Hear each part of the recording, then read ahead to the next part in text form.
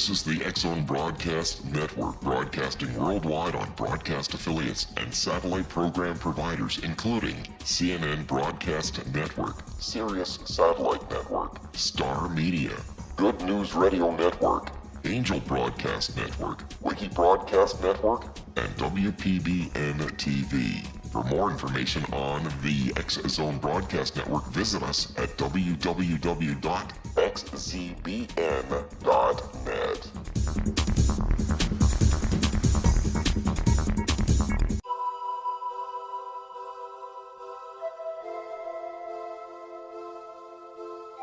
If you're a seeker, don't miss the inspiring book Shamanic Awakening, Between the Dark and the Daylight. This remarkable work chronicles shamanic counselor and indigenously trained dream decoder Sandra Cochran's 35 years of experience with diverse wisdom keepers throughout the Americas. Sandy's initiations across the British Isles, Turkey, Greece, and Egypt, combined with her knowledge of symbology, psychology, and myth, influence her dream blog and workshops. Sandy offers private readings, sacred international journeys, a meditative CD, and her book, Shamanic Awakening, to encourage you as you navigate your earth walk and create a deeper connection to yourself. Find this and more at her website, starwalkervisions.com.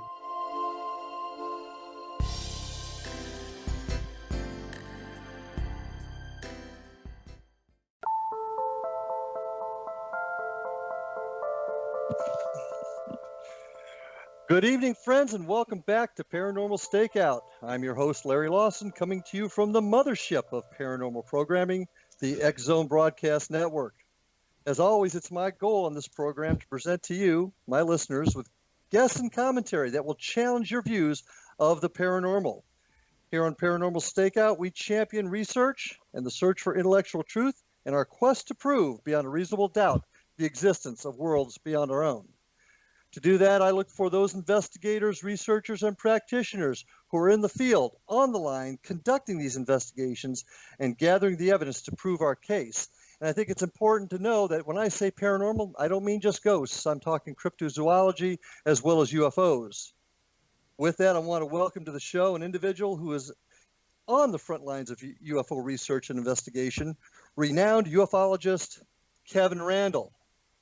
Kevin has for more than 45 years studied the UFO phenomenon in all its various incarnations, training by the Army as a helicopter pilot, intelligence officer, and military policeman, and by the Air Force both as an intelligence officer and public affairs officer. With this, Kevin provides a keen insight into the operations and protocols of the military, their investigations into UFOs, and into a phenomenon that has puzzled people for more than a century. Kevin's educational background is as diverse as his military experience. As an undergraduate at the University of Iowa, he studied anthropology. Graduate work included journalism, psychology, and military science at the University of Iowa, California Coast University, and the American Military University. He has both a master and doctoral degree in psychology and a second master degree in the art of military science. Kevin has written extensively on UFOs beginning in 1973 with articles in various national magazines. He has published many books about UFOs, starting with the UFO Case Book in 1989 and continuing to Crash When UFOs Fall from the Sky, Reflections of a UFO Investigator, Alien Mysteries, Conspiracies and Cover-Ups, and the Government UFO Files, The Conspiracy of Cover-Up, and his latest book, Roswell in the 21st Century. Kevin was away from his UFO studies when he was recalled to active duty with the Army that included a tour in Iraq from 2003 and 2004. He retired from the Army and the Iowa National Guard as a lieutenant colonel in 2009, and in 2013 was awarded the Bronze Star Medal for service in Iraq and the Air Medal for Valor and the Vietnamese Cross of Gallantry for his service in Vietnam. Kevin also hosts his own show here on the X-Zone Broadcast Network, A Different Perspective. His website is www.kevinrandle.blogspot.com. Kevin, welcome to the show. Well, thank you very much. It's nice to be here. Finally meeting you in wherever you are. Yeah, and let me tell you, Kevin, thank you for your service to our country.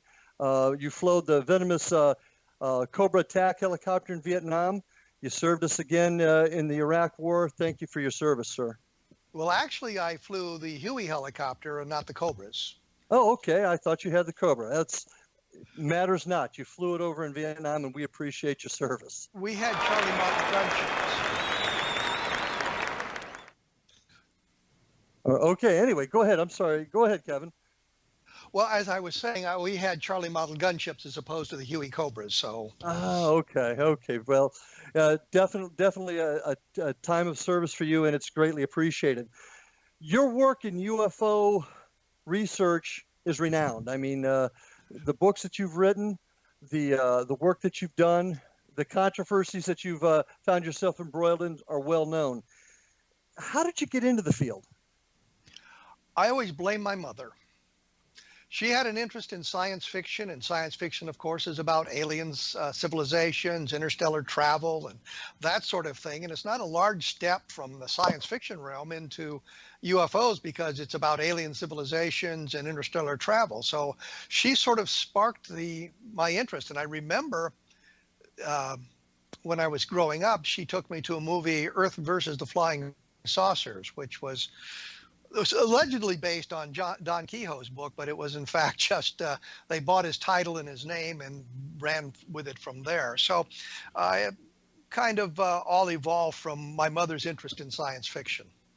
Okay, so and that was at a very young age. When did you ever experience anything at a young age? No. The only thing I really did, I got interested in it, and I carried out some investigations. And the first one I really did, a friend of mine's mother said that she had seen a flying saucer. And the only question I was really interested in asking her was it fuzzy or was it distinct? Because that was the theories going on at the time. Well, they're just indistinct blobs. Nobody really sees anything. And talking to her, she said it was a very distinct object hovering about 200 feet over the barn on their farm. And so that was the question I wanted answered. And from there, everything else expanded. And that's, I guess, how a lot of people ended up getting into this field or getting interested in it, certainly back in those days. When we come back on the other side of this break, I want to start talking to you a little bit about the Roswell incident, because that's really where your name became a household name. So we'll see you on the other side of the break, and we're going to get more into the Roswell incident.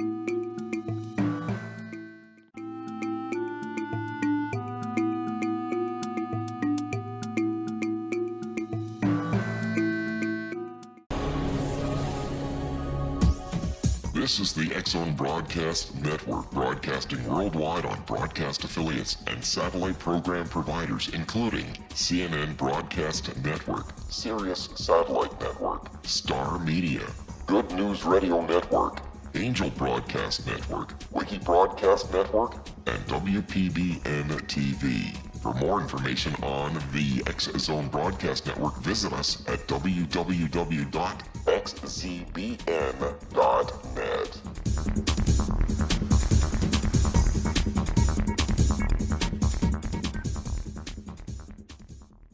How would you like to be able to read other people's minds? Well, the next best thing is here. When you know how to read a person's name, you know how the person thinks, feels, and behaves. Each letter in our name holds a key to unlock our true essence. Our name contains both our gifts and challenges in this lifetime. Mnemology science discovers personality secrets hidden in the placement of the letters of our names, including the first and last impression people remember about us. Sharon shows us how to interpret the arrangement of letters as outlined in her book, Know the Name, Know the Person. Sharon Lynn Wyeth created mnemology science after 18 years of research and testing her theories, and has supported thousands of people around the world in understanding themselves and others better. You'll enjoy Sharon's unique teachings as she shares her system to learn the gifts behind your given birth name. Even if you don't like your birth name, there are jewels in this book. If you're thinking of changing your name, ready to name your child, or wanting to get along better with others, this is the book for you. If you'd like to improve your relationships and change your life for the better, get the book today, Know the Name, Know the Person, or visit www.knowthename.com. That's www.knowthename.com.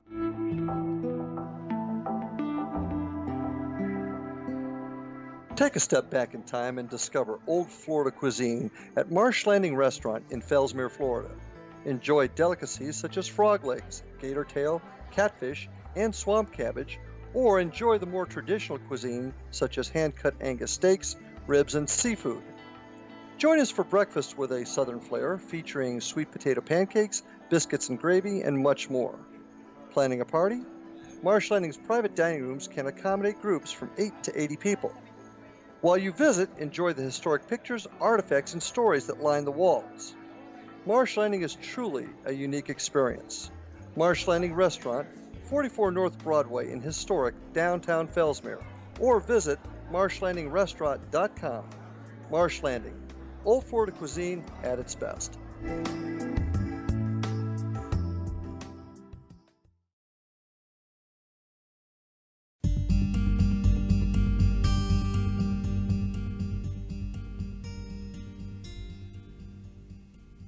Welcome back to Paranormal Stakeout. This is your host, Larry Lawson, and tonight we've got Colonel Kevin Randle, UFOologist extraordinaire, with us.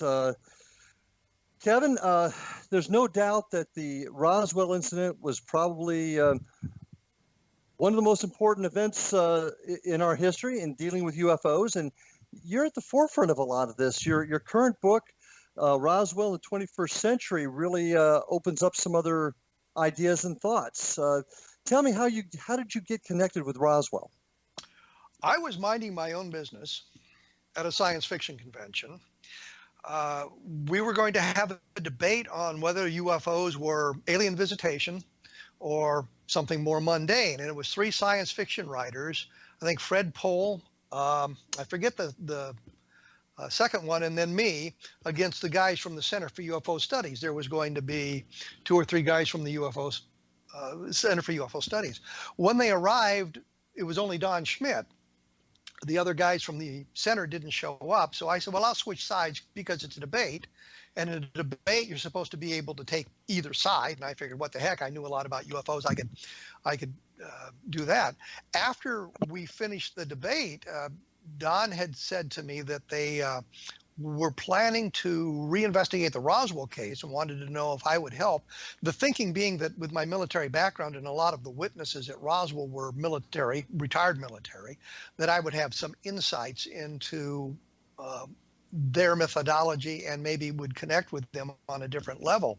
And one of the first things I noticed is they were talking about how Colonel Thomas J. Dubose was the aide to General Ramey at the 8th Air Force headquarters. And I realized that a brigadier general does not have a full colonel as an aide.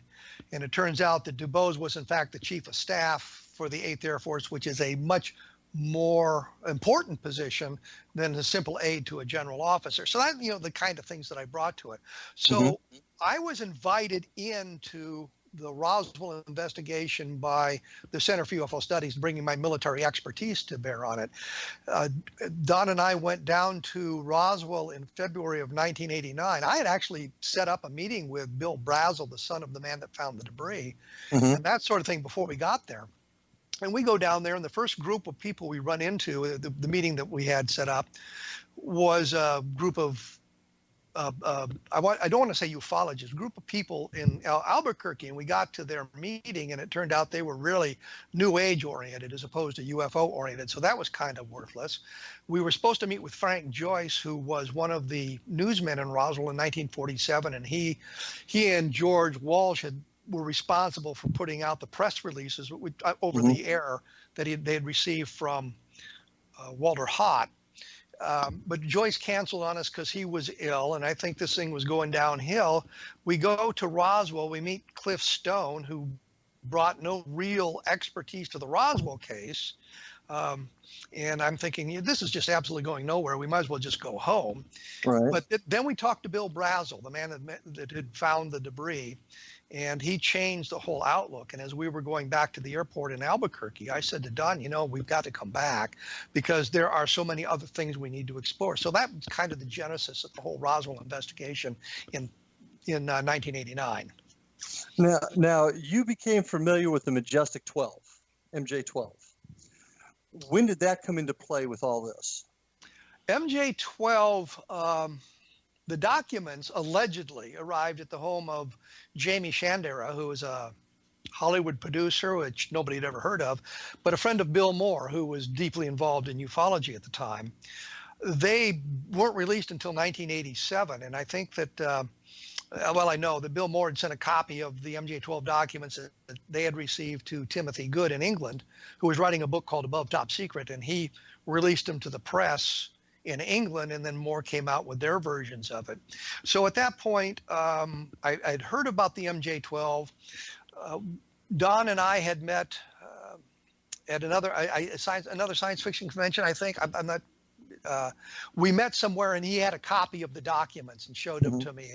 And the first thing I noticed was it was Xeroxed. It wasn't an original document. Yeah. And I said, "Are you aware that in the 1950s and 60s at least, the paper in the military was 8 by 10. It wasn't 8.5 by 11. It was 8 by 10. I don't know why they trimmed it that way. I don't know what the thought processes were, but the first thing I thought was, if this is a legitimate document from the military, the paper would be bizarrely sized, but we couldn't tell that because all we had were Xerox copies. So I became familiar with it then. And having talked to Bill Brazel, at that point, having talked to a number of other people in Roswell, I was more predisposed to believe that the MJ12 documents were real. I've since learned through the research that it's not so much the case. No, it's pretty much bogus. Yeah. Now, for the listeners that may not be familiar with the Majestic 12 or MJ12, it's called, that was a document that purported to show the government was hiding evidence and proof of extraterrestrial visitation. Is that pretty accurate? Sort of. And okay. I say that what the original MJ12 document was a briefing paper for President-elect Eisenhower in 1952, and a letter from President Truman authorizing the creation of the committee. So what they received on the microfilm, they got a 35 millimeter film, and they developed it. They saw this 8-page document that briefed President-elect Eisenhower about the crash in Roswell, and there wasn't much in there that was exciting other than this suggestion, but there wasn't information that could be checked out easily. There wasn't anything that could say yay or nay on the document. I mean, It's a Xerox copy. It's a photograph. It's a photograph of a document. It's not the original document, so you can't test the ink. You can't test the paper. You can't do any of the things that you would want to do on a question document. So what you have to look at is the text, and it talked about the crash in Roswell, New Mexico on, I think it said July 2nd, 1947. There were 4 alien bodies recovered in this. There was a second crash in 1950, December 6, 1950, in El Indio Guerrero area of Mexico, not far from Del Rio, Texas. Well, this actually led me to the reason for thinking that the documents were faked, because that information was based on the testimony of a guy named Robert Willingham, who claimed to be a retired Air Force colonel fighter pilot, and he had been involved in 1950, supposedly flying an F-94 with a group of people, and they saw the object crash and that sort of thing, and they chased it down, and it would crash just over the border in Mexico. Okay. But it turns out that the original story that he told, I was actually able to find the original story. He had told it to a MUFON group in 1968, and they published a paragraph about it in the MUFON Journal, not the MUFON Journal, but the Skylook, which was a precursor to the MUFON Journal, in March of 1968, and it's on page 3, and it's a single paragraph, and it talks about Civil Air Patrol Lieutenant Colonel Robert Willingham. So this is kind of interesting. He's not Air Force. He's Civil Air Patrol. The aircraft he was flying, it was the F-94. He talked about 3 objects instead of 1, but it was 1948. the F-94 didn't exist in 1948. He talked about it being tracked by the DEW line, but the DEW line didn't exist in 1948. Later on, the date changed to December of 1950. And then when I finally talked to him, it was the mid-1950s, and he had this whole long story. So we've got this paragraph in the MJ-12 document that talks about this crash in the El Indio area. It's based on Robert Willingham's testimony, and it turns out Willingham's testimony is bogus. I checked his records through FOIA at the National Record Center in St. Louis. I also went to the Air Reserve Personnel Center, or Air Reserve Personnel Center in Denver, which kept records of the Air Force Reserve people. They have no record of this guy being a pilot. He said that in 1950 he was in Korea and was badly wounded, which took him out of flying fighters for the active Air Force, but he flew them in the reserves. I talked to a number of my friends who were Air National Guard fighter pilots and asked them about this. And that can't be true because the problem is the ejection system. If you were that badly wounded and they had to take you out of the cockpit, it was because of the ejection systems. He could have flown transports, he could have flown bombers. But we could find no record of his going to flight school. We could find no record of him being an Air Force officer. We could find no record of him being a fighter pilot. The other thing that keyed me, and I know this is a military pilot, the FAA said that if you were a military pilot and you wanted to get a commercial pilot's license, all you had to do was take a 50-question test on the FAA regulations. Every military pilot I know who took that test, me included, took the 50-question test and ended up with a commercial pilot's license. Willingham, according to the FAA, only had a private pilot's license. Why would he do that? You know, it's not nearly as prestigious as having a commercial license. So there were a lot of problems with his story in that respect. So if that's bogus, the crash didn't take place, then what does that say about the MJ-12 documents? I actually talked to Stan Friedman about this, and Friedman says, well, I believe that you are right about Willingham, meaning that he was bogus. He wasn't an Air Force officer, but you're wrong about MJ-12. But you've got this bogus paragraph in the MJ-12 documents, and the people who are creating this, for the President-elect of the United States, would have been well aware of the Del Rio crash had it been real. And the story did not surface until 1968, so there's no way for that to be in the MJ-12 documents. So to me, that suggested the whole thing. Well, you're a cop. You're a military policeman. I'm a civilian cop. We both do the same thing. When you have that kind of bogus information in the middle of your evidence, you've got to throw the whole thing out. You can't take it as legitimate. People say, well, see, it's disinformation. And so there's real information in it, and there's disinformation in it. So well, how do you separate the two? Where do you draw the line? What do you know? I could find nothing that suggested that the MJ-12 documents are real. But there is kind of a funny aside to this. You know, Stan Friedman believes in the crash on the plains of San Augustine. It was part of the Roswell case. And he said, you know, do you have any documents proving there was no crash on the plains of San Augustine? So as a joke, I sent him MJ-12 because they didn't mention the crash on the plains of San Augustine, and he didn't apparently think that was funny. I thought it was hilarious myself.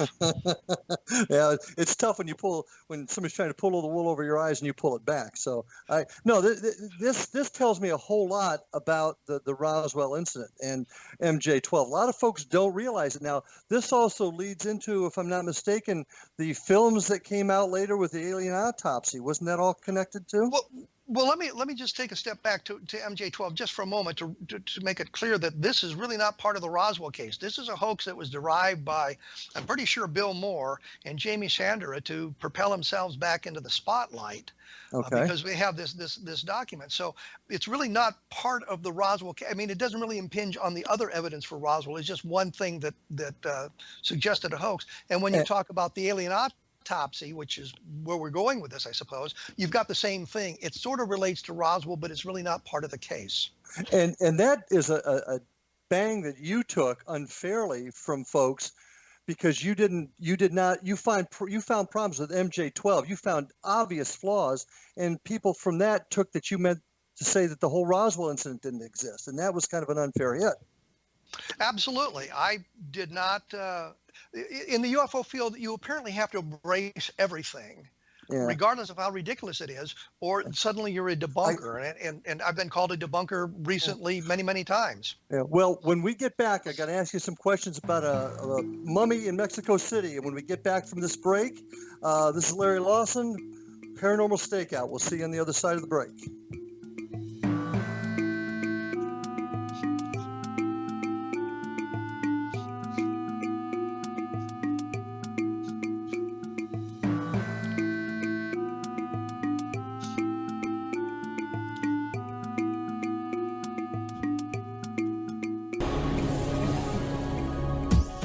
This is the X-Zone Broadcast Network, broadcasting worldwide on broadcast affiliates and satellite program providers, including CNN Broadcast Network, Sirius Satellite Network, Star Media, Good News Radio Network, Angel Broadcast Network, Wiki Broadcast Network, and WPBN TV. For more information on the X-Zone Broadcast Network, visit us at www.xzbn.net.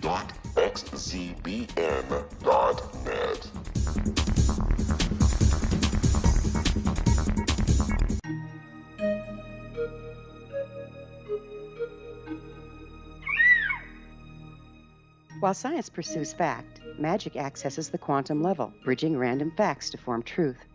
As long as science and magic remain separate and polarized, the truth cannot be known.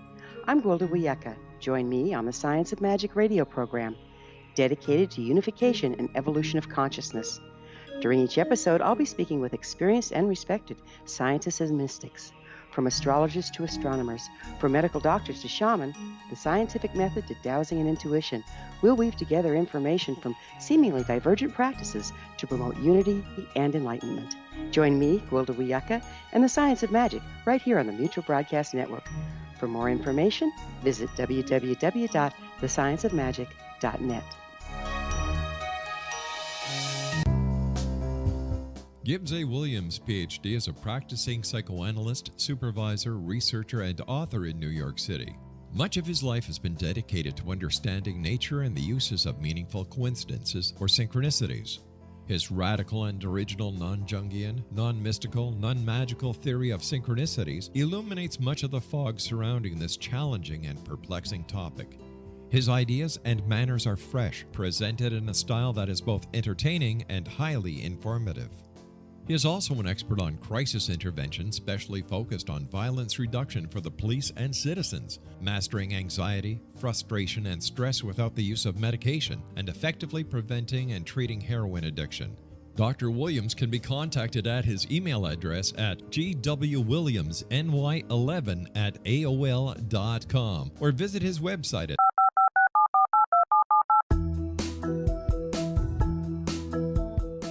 Did you know that when you're on the road with limited data or Wi-Fi, you can still listen to the X-Zone Radio Show with Rob McConnell, The Science of Magic with Gwilda Wiyaka, X-1, Dimension X, Space Patrol, and every minute of the X-Zone Broadcast Network by calling 213-401-0080, courtesy of Audio Now. No smartphone, app, or internet needed. It saves your data plan and it's free if you have unlimited minutes. Call 213-401-0080 to listen on any phone, anytime, anywhere. Remember 213-401-0080 for the best of the paranormal, parapsychology, and sci-fi radio programming anywhere, 24/7, 365.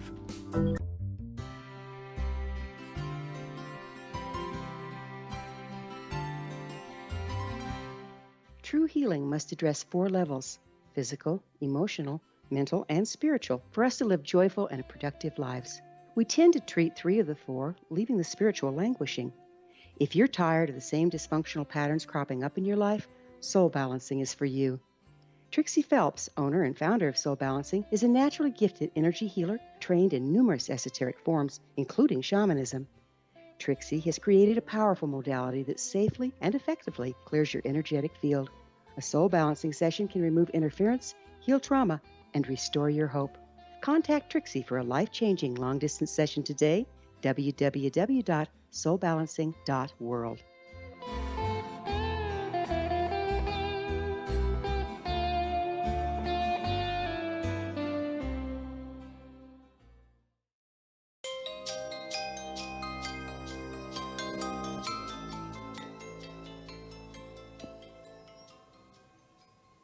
Hello, folks. Welcome back to Paranormal Stakeout with Larry Lawson, your host, and Kevin Randle, our guest tonight. Kevin, this has been an informative show, and I got to tell you, being a police officer, you being a military police officer, I like the way that you looked at this situation, the documents, and you ferreted out the true information. So my compliments there, sir, because people giving this type of disinformation hurts all of us in the paranormal field. So I'm really impressed with the work you did there.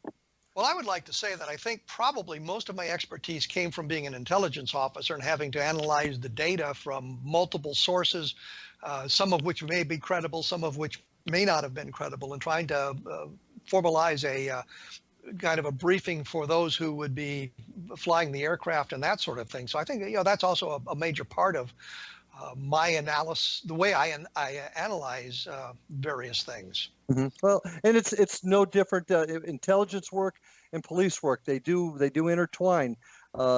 Without that, I mean, who knows how far this information could have gone? And still, from the way I understand it, people are still believing it and trying to debunk you.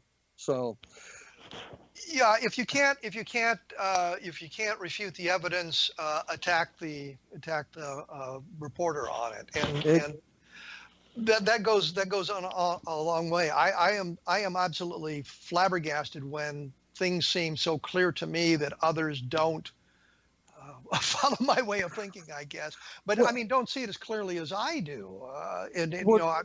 I've been wrong on things, but you've got to take a look at the evidence and where it goes. Well, I was talking with some other folks tonight about folks getting so deeply involved in investigations that they allow their emotions to take over, to cloud their judgment. Do you think that's part of the case here, or? People allow their belief structures to influence their investigations and influence what they believe and what they disbelieve, where they go with these sorts of things.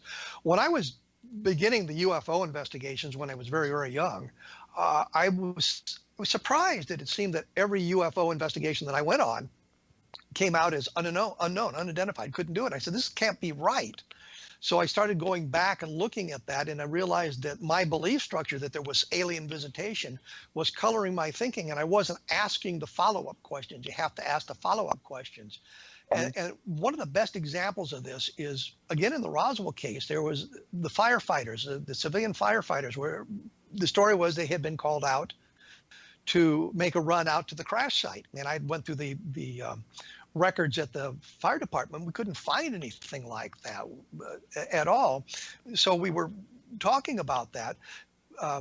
Carl Flock, when he did his anti-Roswell book, he said he talked to a number of the firefighters and said now they didn't make a run outside the city limits, and this was affecting the testimony of Frankie Rowe, the daughter of one of the firefighters, said, yeah, they went out there. So I'm talking to the same guy that Carl Flock had talked to. And I was getting the same information from him. You know, the fire department didn't make a run. They didn't go, this sort of thing. And I said, do you know Dan Dwyer, Frankie Rowe's father? He said, oh, I know. Yeah, I know Dan. He went out there. And I said, what? And he said, yeah, he went out in a civilian car. It wasn't part of the fire department went it, but after they'd heard the story, he went out there in his private automobile. So it wasn't a fire run. It wasn't the fire department went, but Dan Dwyer did go out there. Carl got the information he wanted, which was the fire department didn't make the run. He didn't ask the next question. And my next question was simply, do you know Frank? Did you know Dan Dwyer? And he said, yeah. And that's where I got the rest of the information about Dwyer going out there on his own. And it wasn't a part of the fire one, which is why we couldn't find a record. He went out in his private car. Well, and that's good old-fashioned police work, intelligence work, whatever you want to call it. But that's what it takes in our field. Let me ask you this question. We've all heard about the infamous alien autopsies. It was on TV. They really sensationalized it. You'd have to be pretty, you'd have to be wanting to believe really hard to believe any of that on TV. But there was an incident involving an alien mummy in Mexico City that isn't quite as well known. Are you familiar with that? Oh, absolutely. I know quite a bit about it. The thing was, back in 2012, Tom Carey asked me to go to Church's Fried Chicken while we were in Roswell, and I've never turned down an invitation to Church's Fried Chicken. And now, having said that, on the X Zone Broadcast Network, I hope that they will send me all kinds of free fried chicken. But he wanted to write the ultimate Roswell book with me. And I said, yeah, that's great. I'm all for it. Let's do that. We set the thing in motion, and we're having a meeting in Roswell. We happen to be in Roswell for the festival down there. And we're holding a meeting to discuss the book.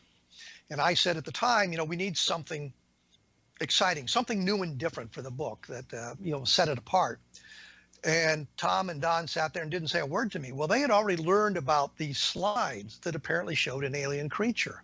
Didn't say a word to me about it, but they continued the investigation. They were involved with a guy named Joe Beeson and Adam Dew. Adam Dew was their main contact. And they had scans of the slide that showed this creature that Tom was absolutely convinced was one of the Roswell aliens. Don says he wasn't convinced, and they wanted to investigate this whole thing. But they spent a lot of time doing that. Well, the whole thing leaked into the public arena. And I suspect it was Adam Dew and Joe Beeson who was leaking it to create a buzz about this possible alien creature. They determined that the slide was from the late 1940s. The mount was correct. The chemical composition of the film was correct. They looked at it at Kodak, and they said, yes, this is from the late 1940s. So the time fit that. And they were talking to anthropologists. They were talking to everybody else, trying to find out what the slide was. And they determined that it was an alien creature. And they had a big program down in Mexico City to introduce this thing to the world. In May of 2015. Well, in December of 2014, after we'd learned about this, and I was communicating with Tom Carey at the time, I was trying to find out what it could be if it wasn't an alien creature. Could it be something from a science fiction movie? I could find no science fiction movies where the aliens weren't really humans dressed up in bizarre costumes and that sort of thing. And I got to thinking, well, this supposedly photo was taken in the desert Southwest. Could it be a mummy? Because I know that that environment sort of creates mummies on its own. And there's a thing called the on Interstate 10, the thing, they called it, the thing. What is the thing? Well, I actually finally stopped one time as I traveled along there to look at it, and it was apparently the mummy of a conquistador. So I sent an email to Tom. I said, could this be a mummy? He said, no, it's not a mummy. We looked. So we get down to Mexico City. There's a placard that's in the slide that has some writing on it and that sort of thing, but they're showing all this thing, and they're doing this big program about how this is an alien creature, and they've done their due diligence in their research. Within 48 hours of this, a group called the Roswell Slides Research Group, and it included a lot of people. Paul Kimball was one of them. Kurt Collins was one of them. A whole bunch of people like this trying to read this placard, and within 40 hours they were able to read the first line that said it was the mummy of a 2-year-old boy. I don't know why Tom and Don didn't come up with this. I don't know why they wanted. I know Tom wanted to believe that they had the smoking gun. This was the evidence of alien visitation, because here's a picture of it. You look at the background of the slide, you can tell it's in some kind of a museum. There was all kinds of red flags and clues that they just flat missed on this thing. Do you think he wanted to believe it so bad he was just willing to? Tom wanted to believe so badly that he was willing to overlook it. Don, it's a sad sense that he was more cautious as this, and that they hadn't said it was a Roswell slide. So I began calling it the not Roswell slides. But Tom in one of the first interviews he did linked it to Roswell, and then in other interviews he'd done, he's linked it directly to Roswell. And in fact, it goes back to Frankie Rowe, the firefighter's daughter, who was describing what her father had told her about it, and said it was like the child of the earth, which is the Jerusalem cricket. It's an insect. And there's this marking on the head of the Jerusalem cricket, and he saw this marking, what he thought was this marking on the head of this mummified child.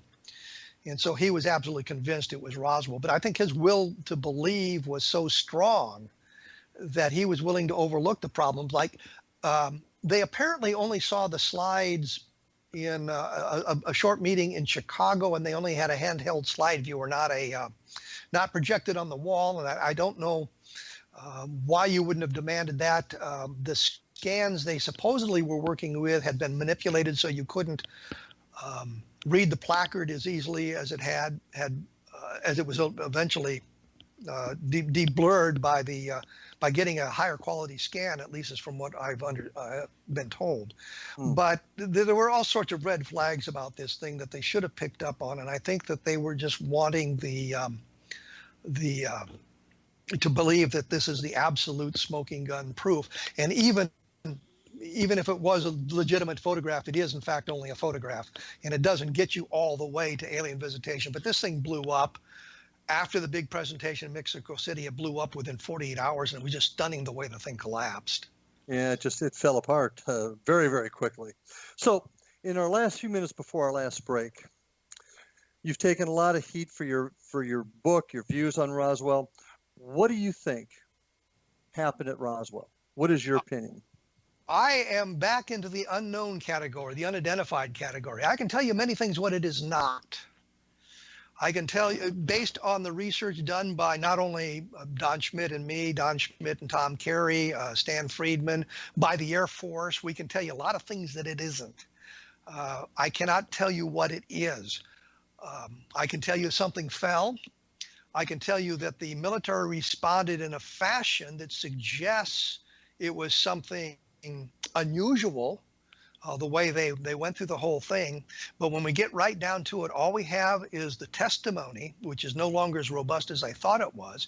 We have a couple of people who allegedly saw bodies, which, if their stories are accurate, suggest it is not human.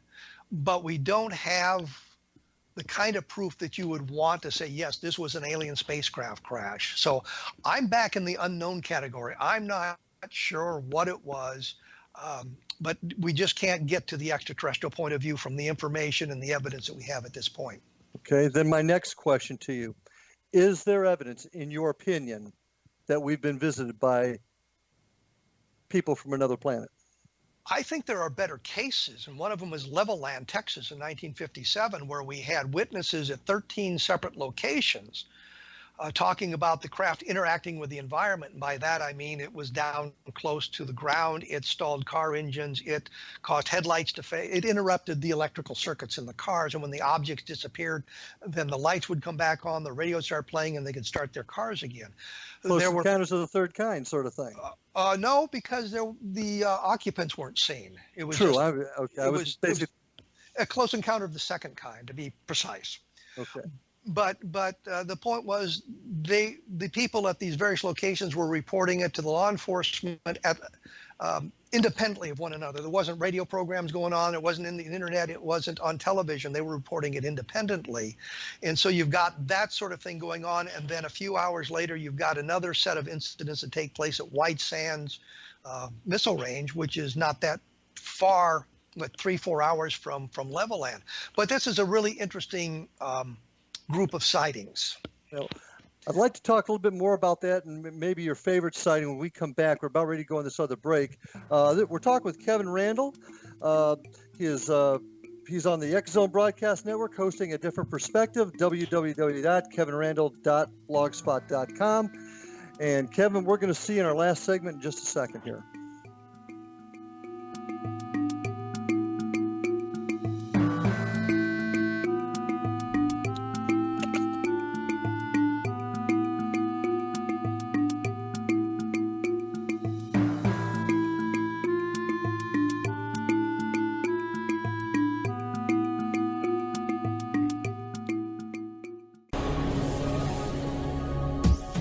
This is the X Zone Broadcast Network, broadcasting worldwide on broadcast affiliates and satellite program providers, including CNN Broadcast Network, Sirius Satellite Network, Star Media, Good News Radio Network, Angel Broadcast Network, Wiki Broadcast Network, and WPBN TV. For more information on the X Zone Broadcast Network, visit us at www.xzbn.net.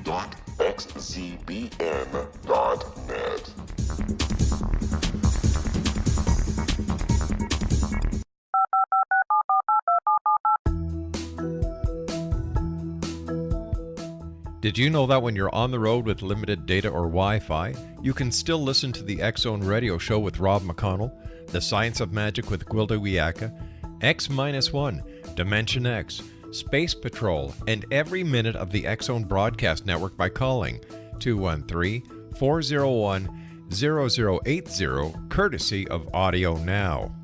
No smartphone, app, or internet needed. It saves your data plan and it's free if you have unlimited minutes. Call 213-401-0080 to listen on any phone, anytime, anywhere. Remember 213-401-0080 for the best of the paranormal, parapsychology, and sci-fi radio programming anywhere, 24/7, 365.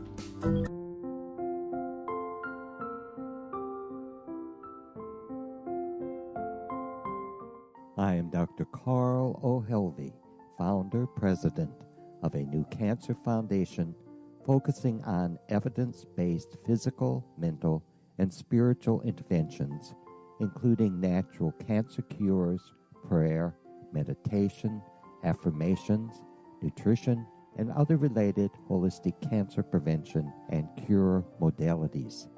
These are used in cancer education, research, and financing care.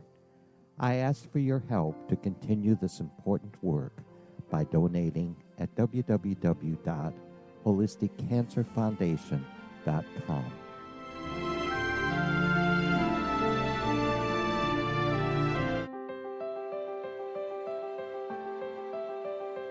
Wouldn't you love to know the secret to everything? I'm Dr. Kimberly McGeorge, and on The Secret to Everything, we will merge the practical with open investigation into all realms of the mysterious. We will talk to cutting-edge alternative health practitioners, those who inspire and motivate you in business and life, and of course, we will share stories of the paranormal, conspiracy, and cryptozoology. You will transform because of the frequency I carry, the frequencies my guests carry. Life may never be the same after you listen to this program, for the secret to everything is for you, the listener, for those who desire more in every area of their lives and believe that it can still be found. Listen and discover thesecrettoeverything.com.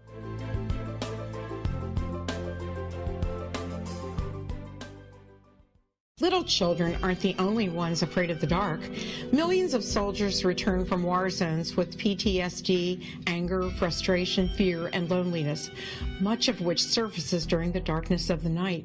You have the chance to change the lives of these American heroes. Songs and Stories for Soldiers.us provides free MP3 players for these men and women.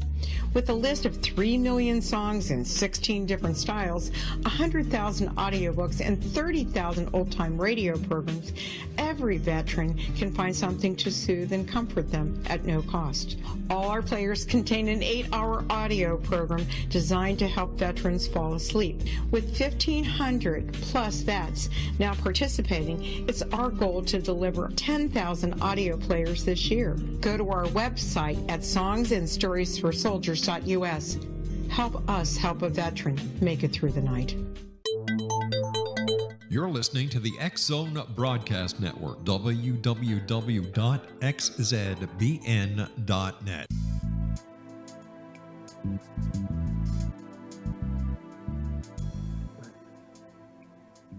Welcome back to Paranormal Stakeout, folks, with our guest tonight, Kevin Randle. Kevin, thank you so much for being on the show tonight. It's been a tremendous honor.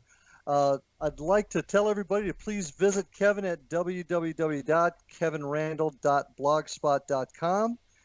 Also, make sure that you tune into his show, Different Perspective, here on the XZBN Broadcast Network. And don't forget the rest of all of our outstanding programming on the X Zone Broadcast Network. Visit us on www.xzbn.net for all program schedules. I'd also like you to invite all of you to visit me at my website at www.paranormalstakeout.com. If you have a message to send me, you can get it to me that way. And also www.paranormalfbi.com. And check us out on Facebook, Florida Bureau of Paranormal Investigation. Kevin, as we begin to wrap up tonight, we spent a lot of time on Roswell. Go ahead. I'm sorry. I was just going to say, and showing that I have no knowledge of promotion, when we were talking about the Roswell slides, I should have mentioned that you can read the whole chronology and all the information about it in Roswell in the 21st Century, because there's a long section heavily footnoted about how that whole thing went down. So if you're interested in more information about that, there would be a place to look for it. Yeah, and I should have mentioned that earlier. Thank you for bringing that up, as well as your other books, which really give a keen insight into the world of UFO research and investigation. Keeping in mind, you mentioned before that you had a case that really provided better evidence than Roswell.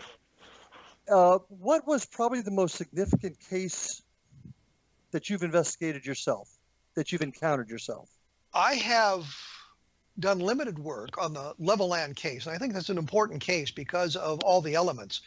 When you're looking to prove something like this, you need multiple chains of evidence. Eyewitness testimony isn't sufficient. You need something more. And absolutely. With the Levelland case, you had the electrical interference. Neither the Air Force nor the civilian organizations bothered to try to create any kind of evidence, physical evidence from that. But in later years, and this case goes back to 1957, so we're more than half a century away from it. The sheriff said, well, he didn't see much. He went out and searched for it. They saw a streak of light in the sky. But it turns out that according to the family, and this is something that we didn't know then, there was a burned area on the ground in one of the ranches out there in the Levelland area, a big circular burn that the sheriff had gone out to investigate. Now, had that information been available in 1957, that provides us with a third chain of evidence. We could gather physical evidence from this burn area, but given the way the whole thing went down in our world as it did, this information came from the sheriff's wife and his daughter 50 years after the fact, and the sheriff is dead. So there's no way to confirm it. It's interesting information. It's a lost opportunity to learn more about the UFOs and what was going on.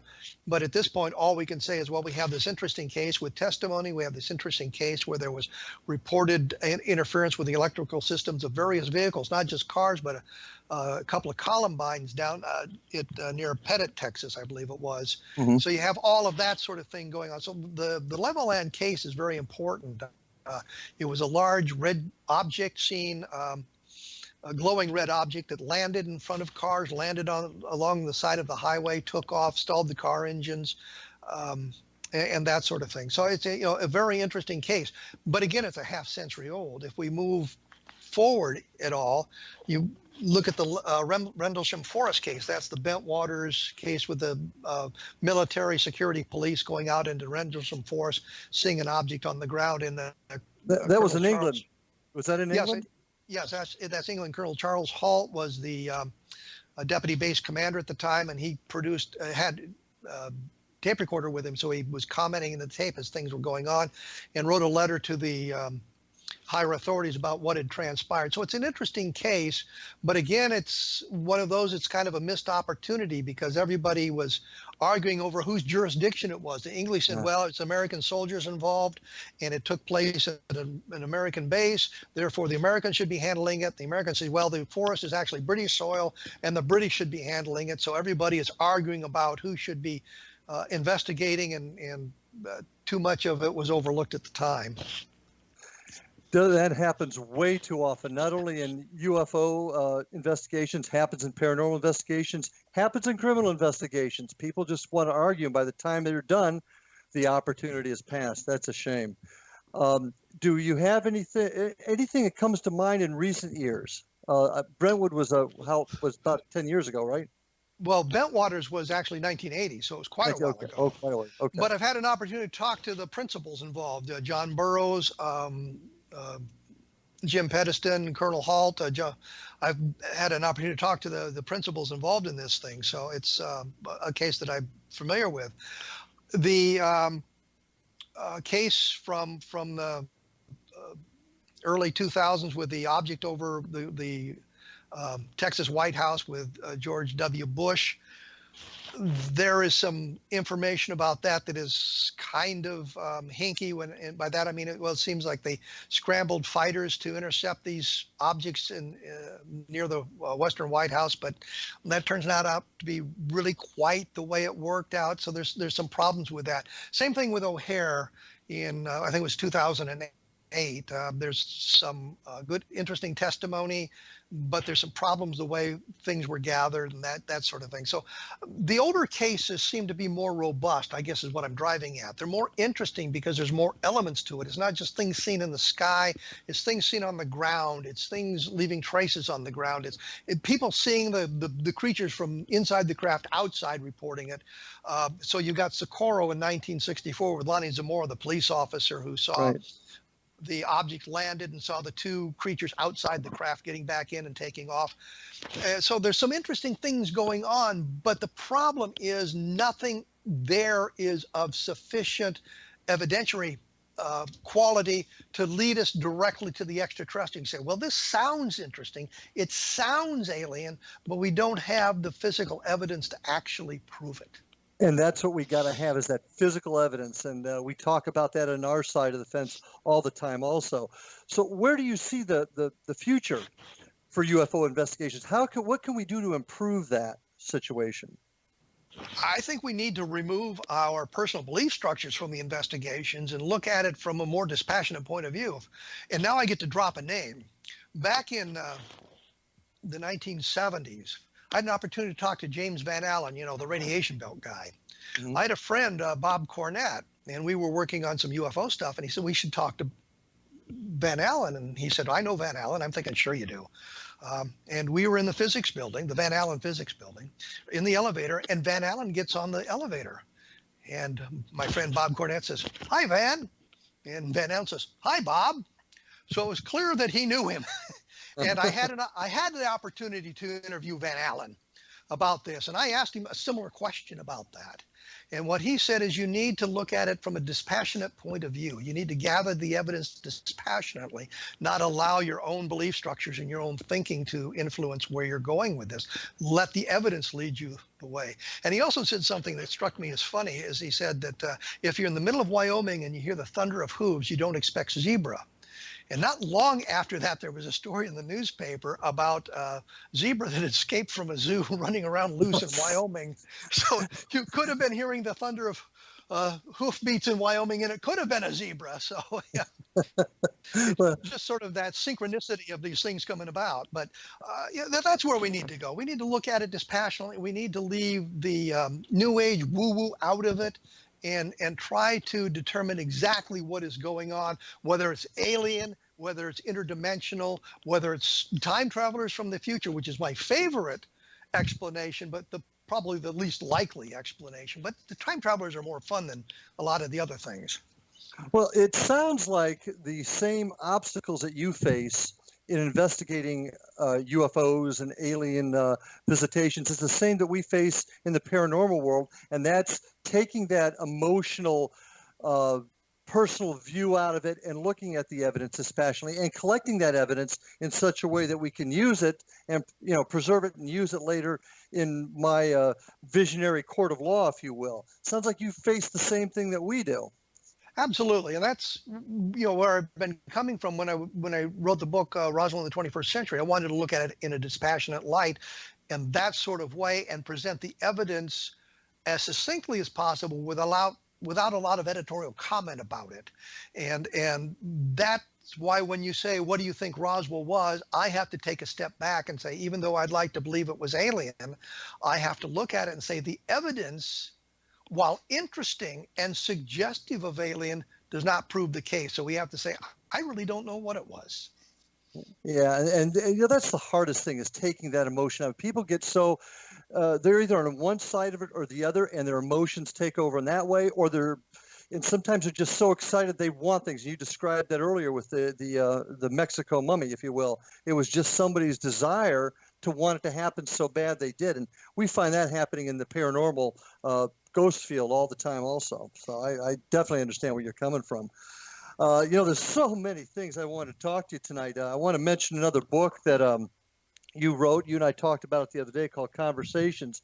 And that's really you're delving, and we don't have a lot of time to go into it now, but that's your delving almost over into the paranormal ghost side of it with past lives. I'd like Well, to get you. it started as an alien abduction and it evolved into something else. So, just quickly and succinctly. Yeah, and I'd like to invite everybody, all my listeners, Conversations by Kevin Randle. Get that book. Kevin, it's been a great show. I really appreciate you being on. I'm looking forward to having you back on again and covering some more topics. I'd love to do it. All right, my friend, take care. And folks, thank you for listening, and we will see you on the other side.